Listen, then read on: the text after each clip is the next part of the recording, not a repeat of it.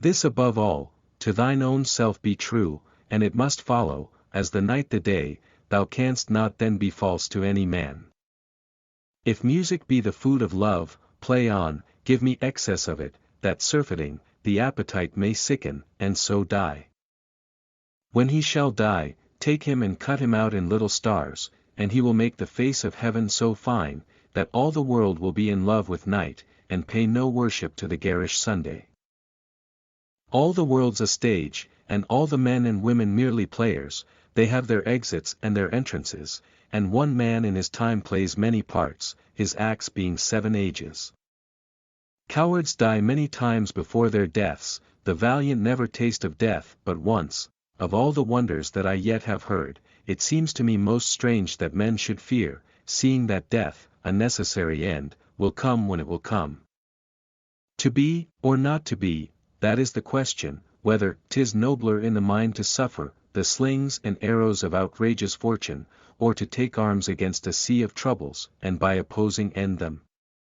To die, to sleep, no more, and by a sleep to say we end, the heartache and 1,000 natural shocks, that flesh is heir to.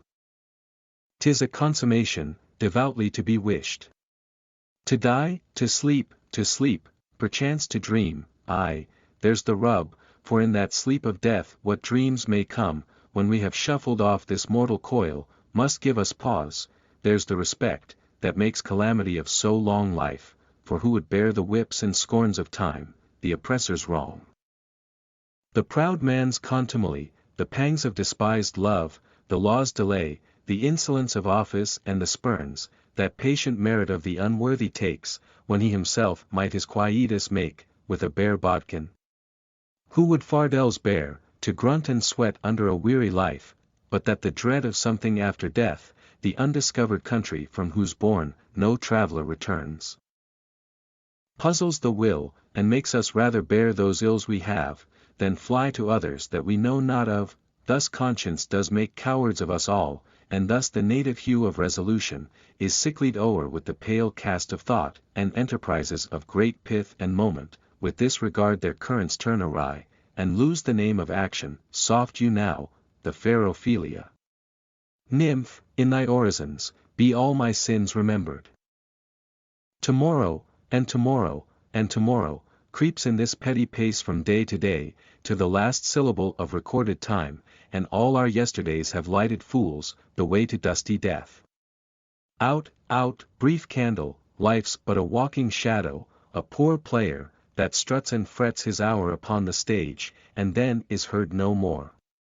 It is a tale, told by an idiot, full of sound and fury, signifying nothing. O Romeo, Romeo, wherefore art thou Romeo? Deny thy father, refuse thy name, thou art thyself, thou not a Montague. What is Montague? 'Tis nor hand nor foot nor any other part belonging to a man. What is in a name? That which we call a rose by any other name would smell as sweet, so Romeo would, were he not Romeo called, retain such dear perfection to which he owes without that title. Romeo, doth thy name, and for that name which is no part of thee, take all thyself. Let me not to the marriage of true minds admit impediments. Love is not love, which alters when it alteration finds, or bends with the remover to remove. Oh no, it is an ever fixed mark, that looks on tempests and is never shaken. It is the star to every wandering bark, whose worth's unknown, although his height be taken. Love's not time's fool, though rosy lips and cheeks within his bending sickle's compass come. Love alters not with his brief hours and weeks, but bears it out even to the edge of doom. If this be error and upon me proved, I never writ, nor no man ever loved.